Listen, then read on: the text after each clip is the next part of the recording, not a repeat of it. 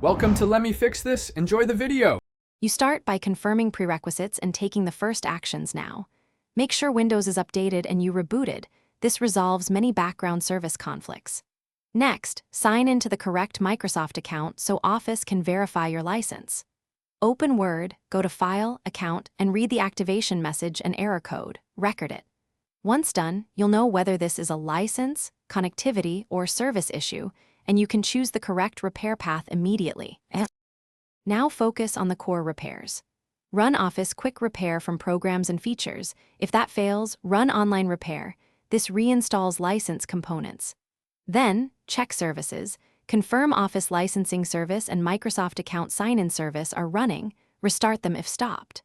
Also, disable VPN or proxy temporarily because activation requires direct Microsoft servers. Make sure system date and time are set to network defaults. Mismatched clocks block authentication.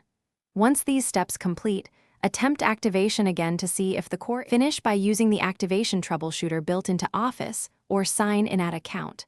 Microsoft. COM to verify your subscription or product key, then attempt activation. If problems persist, uninstall Office and reinstall only as a last resort. Export templates and custom settings first. Make sure to run the Microsoft Support and Recovery tool while capturing the error code. This helps diagnose server versus local problems. If nothing works, call support and give them the exact code and steps you tried. This shortens resolution time dramatically.